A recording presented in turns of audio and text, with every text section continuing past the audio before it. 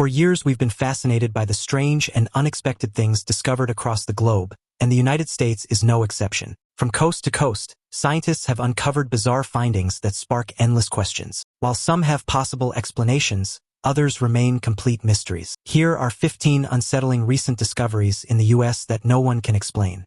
Number 15. Lizzie Bordon BNB.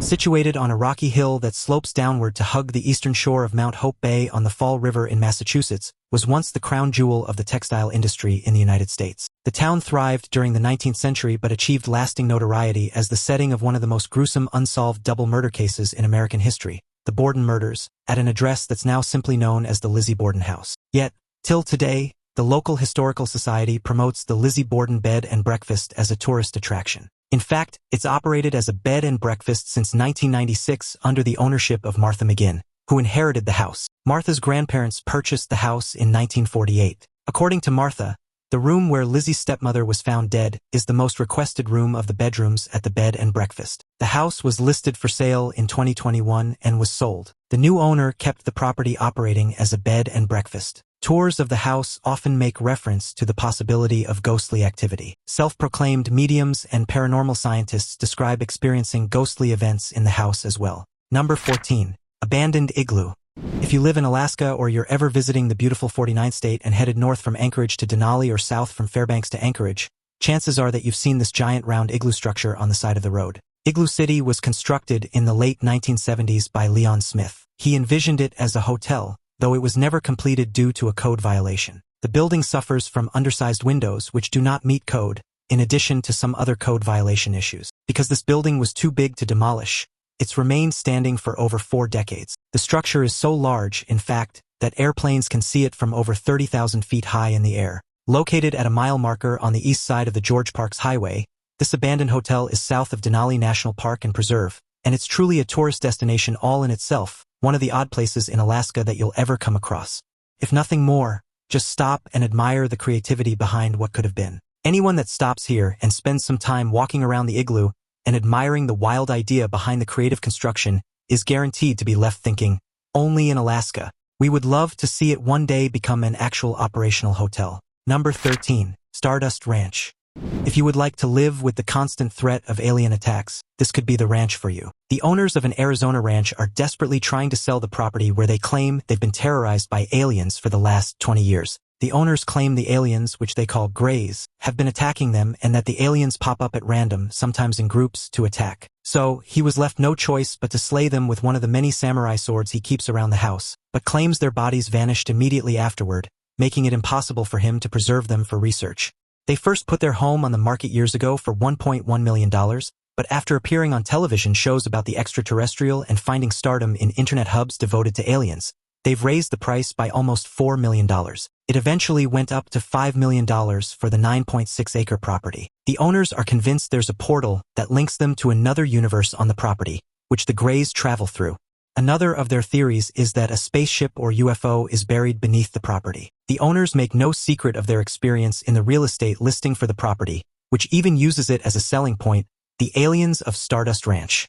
Number 12. Mannequin Family.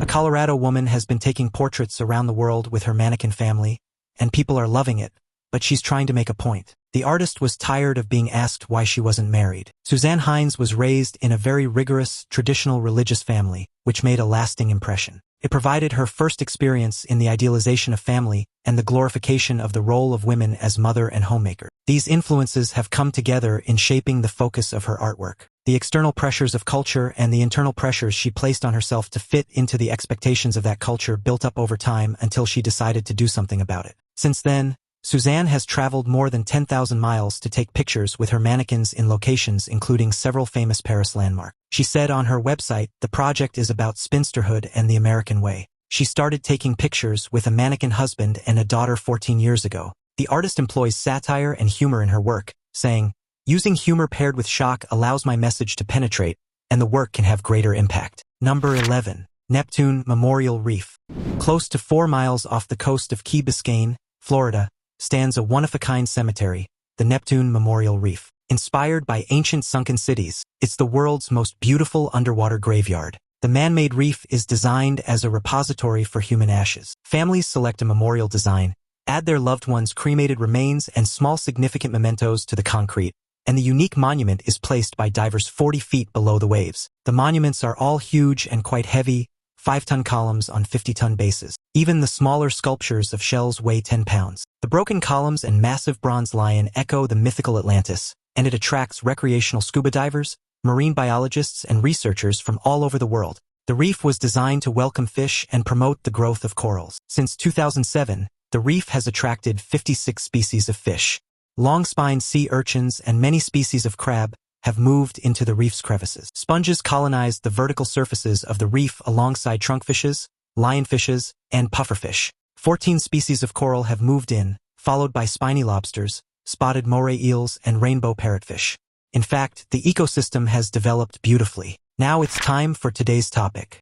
In June 2025, a team of glaciologists conducting ice core research in Alaska's Juneau icefield made a discovery that stunned both the scientific and military communities. While analyzing satellite imagery for climate data, they noticed an unusual metallic outline beneath layers of ancient ice. Days later, after precise ground-penetrating radar scans and cautious excavation, the frozen silhouette revealed itself, a fully intact World War II aircraft buried under nearly 70 feet of ice. The aircraft was identified as a Douglas C-47 Skytran, last reported missing in 1944 during a supply run from Anchorage to Fairbanks.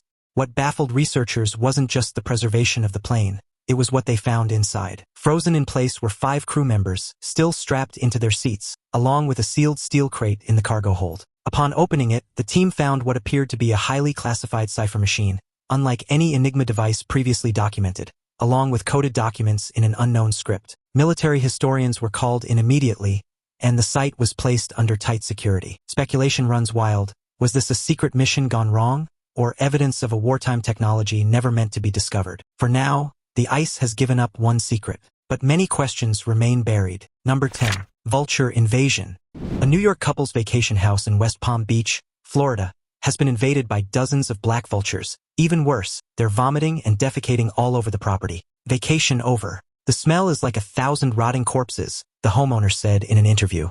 Vultures are part of the local wildlife in this state, and Casamano says that an elderly neighbor enjoys feeding them, which he suspects has encouraged the vultures to explore homes in the neighborhood for food. The birds have torn up the couple's pool cover, clawed at windows, and left claw marks all over the wooden deck. At one point, they even managed to force their way into the enclosed patio, where they shredded furniture cushions and knocked over a grill. Attempts to scare them away with balloons, shiny pinwheels, and predator decoys proved useless. The birds, unfazed, returned in larger numbers and even began perching on nearby roofs, watching the house like sentinels. Wildlife experts say once vultures establish a roosting ground, it's extremely difficult to drive them away without official intervention. The husband and wife hoped that this home would be a destination for family vacations, but the swarm of vultures has been causing trouble since they purchased the house. Vultures vomit as a defensive mechanism against predators. They feed on rotting meat, and their vomit is highly acidic and foul-smelling, which can deter predators or burn them if they get too close. The scene was described as a Hitchcock-like horror story, with screens ripped apart and the entire property covered in feces and vomit. But the birds are legally protected under a law that states a permit is needed to hunt, capture, or kill birds that are listed in this act, which means that the couple will need to apply for a permit to tackle the situation. The couple says at one point they were able to count at least 100 vultures in their backyard. Number 9. Hess Triangle. In New York City, there is a small plot of land located at 7th Avenue and Christopher Street that's got a big story behind it. It involves a headstrong landlord, the 7th Avenue subway extension, and the city of New York. The story begins around 1910, when nearly 300 buildings in the area were slated to be torn down to widen streets and construct the new subway line. One of the casualties of this project was the worst apartment building, owned by David Hess. All in all, 11 blocks were to be ruthlessly cut down, destroying many curious old residences and businesses. While many property owners complied or were compensated, Hess held out longer than most, fiercely objecting to the demolition of his building. His resistance became a symbolic act against eminent domain, gaining some attention in local papers at the time. Though he ultimately lost the larger battle, the triangle of land that was missed in the city survey became a small but potent victory for the family. The legal loophole that left this sliver behind was the result of outdated cartographic records and the city's rapid urban development. The triangle measures just 25.5 inches at its base and 27.5 inches on each side,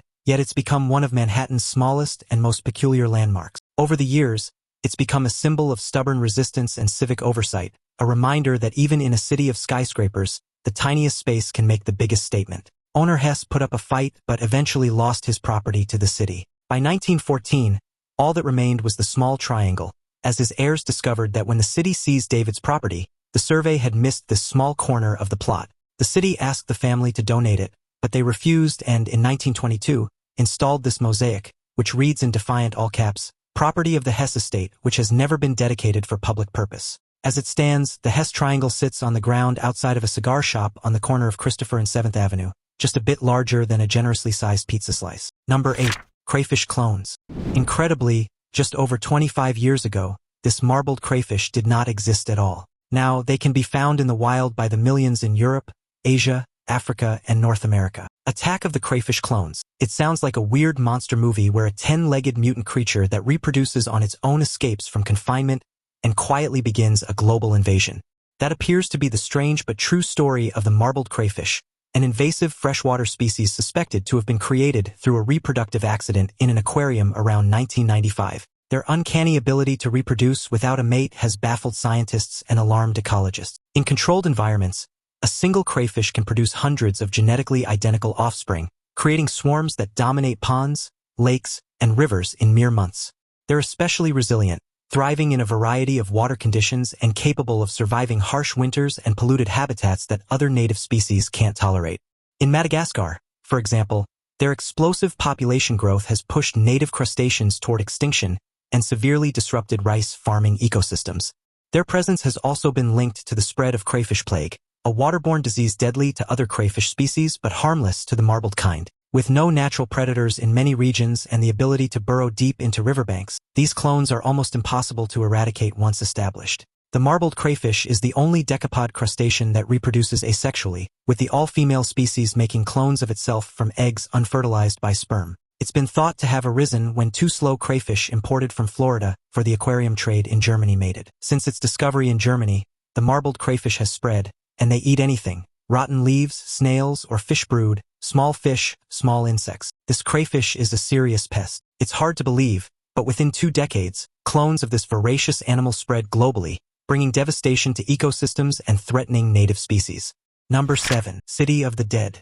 At first glance, Colma, California, seems like a pretty little suburban city with tranquil white buildings and pristine roads. However, the town does have a little too many cemeteries, crematoriums, and many other homes for the dead. In fact, they say the dead outnumber the living. The community of Colma was formed in the 19th century as a collection of homes and small businesses along El Camino Real and the adjacent San Francisco and San Jose Railroad line.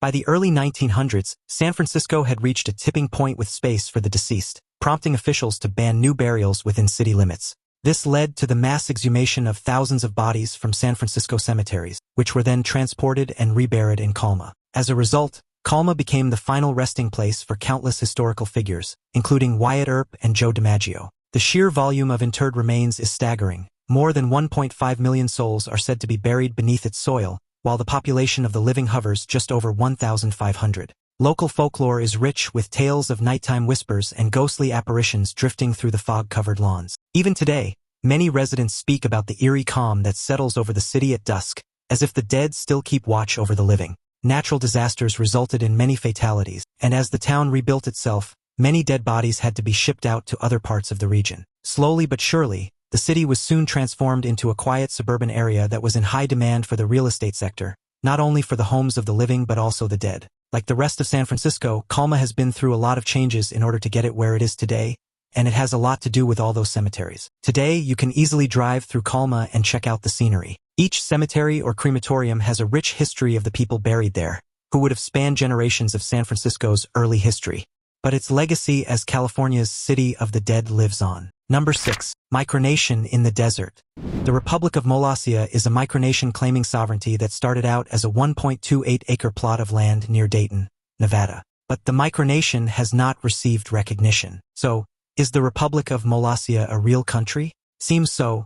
It has quietly been an official independent sovereign country inside Nevada for more than 40 years. President His Excellency Kevin Baugh and his wife, First Lady, declared their property a micronation all the way back in 1977. Dressed in full military regalia, President Baugh greets visitors with humor and ceremony, complete with a guided tour of the presidential palace, also known as his house. Molossia boasts its own currency called the Valora, which is pegged to the value of Pillsbury cookie dough, and visitors can purchase Molossian stamps, flags, and souvenirs at the gift shop. The nation also enforces some quirky laws. Plastic shopping bags and catfish are strictly prohibited.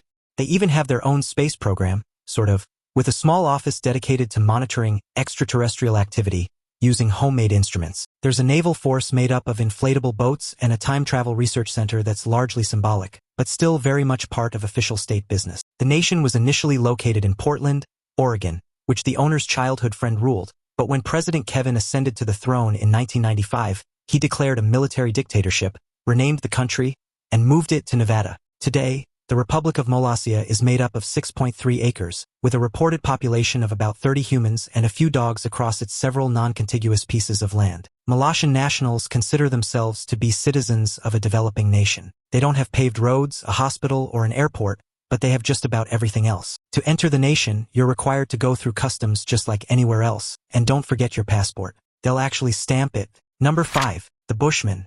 David Johnson, also known as the world-famous Bushman, is a busker who scares passersby along the famous Fisherman's Wharf in San Francisco. Active since 1980, Johnson hides motionless behind some eucalyptus branches and waits for unsuspecting people to wander by. When they approach, he shakes the bush toward the unsuspecting tourists and startles them, sometimes making noise while onlookers giggle. Over the decades, he's become something of a legend, featured in travel blogs, news reports, and even television documentaries. Some tourists visit the wharf solely in hopes of encountering him, sharing viral videos of their hilarious reactions online. Despite the humor, Johnson takes his craft seriously and has said that perfecting the art of the scare is all about timing and intuition. He once described his job as a mix of performance art and social psychology. Local business owners have a mixed relationship with him. Some say he draws in crowds that help sales, while others complain he disrupts foot traffic. Still, many locals argue that Fisherman's Wharf wouldn't feel the same without him. Crowds gather to watch him work, usually across the street from where he usually sits, to see him entertain people. Believe it or not, in a good year, Johnson claims to earn $60,000. At one point, he employed a bodyguard to protect himself against attacks by the unamused, distract his targets, and alert him to the approach of elderly people so he could avoid scaring them. The Bushman has been scaring people on Fisherman's Wharf for as long as anyone can remember, and many consider him a true local tourist attraction. But not everyone appreciates his act. Throughout the years, the scary gimmick got Johnson in trouble with the law on more than one occasion. The famous street performer insists he chooses his targets carefully. Number 4. Quietest place on Earth. There's a room in the United States that's so quiet it becomes unbearable. They say even after a short time, the longest that anyone has survived in the special chamber at a lab in South Minneapolis is just 45 minutes. It's 99.99% sound absorbent and holds the Guinness World Record as the world's quietest place. So silent that the background noise measured is actually negative decibels. People who have attempted to stay inside often report hallucinations, dizziness, and the unsettling feeling of being detached from their own bodies. One journalist described it as a descent into sensory madness, where time seemed to warp and minutes stretched endlessly. Another visitor claimed the silence was so intense that he could hear the blood moving through his veins and the shifting of his bones. The chamber is often used in psychological experiments to study the effects of sensory deprivation, especially how the brain compensates when stripped of environmental input. Some experts believe the chamber can mimic the early stages of psychosis, which makes it useful for neurological studies but terrifying for the average person. There's even a story that a sound engineer, after staying inside for over 30 minutes, ran out crying, convinced he heard whispers though he was completely alone. But the room isn't just for silence. Companies test their products in it to find out how loud they are, and NASA has sent astronauts to help them adapt to the silence of space. For others, however, the room is a deeply disorienting place. Some people have trouble orienting themselves and even standing. The creator and the team behind it actually challenge people to sit in the chamber in the dark. When it's quiet, your ears will adapt. The quieter the room, the more things you hear, your heart beating. Sometimes you can even hear your lungs, your stomach gurgling loudly. In the chamber, you become the sound, and nobody has lasted an hour. It achieves its ultra-quietness by virtue of 3.3-foot thick fiberglass acoustic wedges, double walls of insulated steel, and foot-thick concrete. They say silence is golden, but not this. Number 3. Which bottle? Researchers found this bottle at a site built in 1861 in Virginia in the eastern United States. Inside the Civil War-era bottle was a knot of iron nails that had corroded into a ball. The neck of the bottle had cracked, probably because of the weight of accumulated soil since the war. The broken top remained in place. At first glance, one might think a soldier had dumped the contents of the bottle, perhaps containing beer or soda, and used it to hold the square nails. But it could also be something else, a little more sinister. During the 17th century, it wasn't uncommon for someone to pee in a jar, add nail clippings, hair, and pins, and bury it upside down. It was called a witch bottle, where they intended to cast spells, often meant to attract and trap negative energy.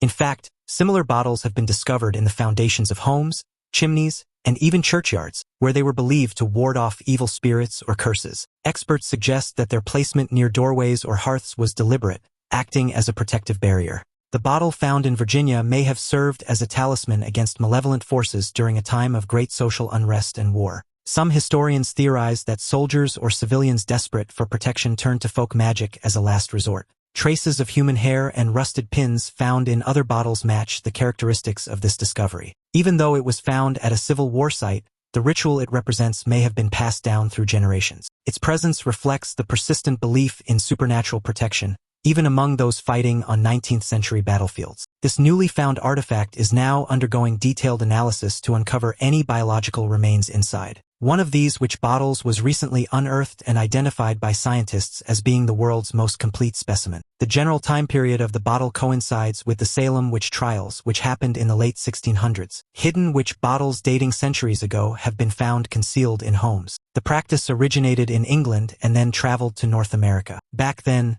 the superstitious witch bottles emphasized just how frightened people were of witchcraft. Number 2. Santa Claus for mayor. This so-called real Mr. Claus has a white beard and is often seen in his hometown wearing red. Admittedly, his real-life Santa politician is actually in North Pole, Alaska, not the one everybody associates with Christmas, and he actually changed his name legally from Thomas Patrick O'Connor to Mr. Claus years ago. He got the idea to change his name when he was living in Lake Tahoe, Nevada, and decided to grow out his beard for fun. It grew full, soft, and white, and people started telling him he should portray Santa Claus at Christmas. He did, then said he prayed about how to best use his image to benefit child advocacy. Seconds after he finished his prayer, he said a car drove by, and a male voice shouted, "Santa, I love you!" He started the name change process the following day. His commitment didn't stop with just the name. He began donning the red suit year-round, becoming a symbol of kindness and goodwill to locals and visitors alike. Tourists often stop him for photos, while children write him heartfelt letters, asking for advice or simply thanking him for existing. Mr. Claus uses social media to spread messages about compassion, anti-bullying, and child safety, reaching audiences far beyond Alaska. He's also testified before Congress on issues affecting children, and he frequently volunteers at shelters and hospitals during the holidays. Despite the festive image, he treats his civic responsibilities with the utmost seriousness, attending town meetings and championing causes related to education and public health. In a world of fleeting internet fame, Claus has remained a grounded and respected figure in his community, proving that doing good never goes out of style. Claus has lived in the North Pole since 2013. He's previously been an emergency services chaplain, actor, and university lecturer, and now he's the new city councilor for the North Pole in Alaska. Unlike his namesake, Claus does not accept requests for presents. He says the greatest gift people can give is love. Mr. Claus says he tries to help at-risk children and improve the lives of young people. Hopefully, this Santa has time to deliver toys come Christmas time. Number 1. Crazy House in the Woods. Beyond the farms and forests of northern New Jersey lies a fantastical outdoor art museum, peculiar and thought-provoking. These pieces of artwork can be found nowhere but Luna Park in Sandyston Township. Old bowling balls line the driveway, while wooden crutches stand to form a fence. Ceramic gravy boats serve as indoor waterfalls, and wine corks are repurposed as wall decor. Each corner of the property reveals a new surprise: an eclectic sculpture made of old bicycle wheels, a totem pole of teapots, or even a mannequin dressed as a disco astronaut. Visitors often find themselves wandering through garden paths lined with wind chimes made from cutlery, or pausing to admire hand-painted tiles that tell surreal, whimsical stories. Ricky's unique philosophy is that nothing is ever truly finished, and he treats his home as a living, breathing artwork that evolves with time. He welcomes guests with open arms and encourages creativity, hosting workshops and open studio days for aspiring artists. The property itself has become a pilgrimage site for those seeking inspiration and escape from the mundane. Filled with mosaics and influences, The house looks like it's been plucked from some colorful dreamscape and deposited in the backwoods of New Jersey. Artist, designer, and the self-proclaimed King of Luna, Ricky Boscarino, has transformed the house both inside and out. The interior of the house is covered in his collections of homemade lamps, bottle caps, Buddhas, taxidermy, miniatures, stringed instruments, stained glass, and religious icons. Here, the ordinary is transformed into the extraordinary, and everyday objects are given new life. For over 30 years, Ricky has continued to renovate the property, regularly redesigning the house and adding to the fixtures outside. The original 600-square-foot cottage has evolved into a mansion nearly 10 times its size. When not working on his house, Boscarino sells art and jewelry and throws 2 large parties a year. They don't call the United States the home of the brave for nothing. And while some of these discoveries were undeniably unsettling, they only add to the intrigue and wonder of America's rich history. With so many incredible finds, past, present, and hopefully future, it's hard not to be fascinated. Which of these discoveries shocked you the most? Let us know in the comments below. See you in the next video.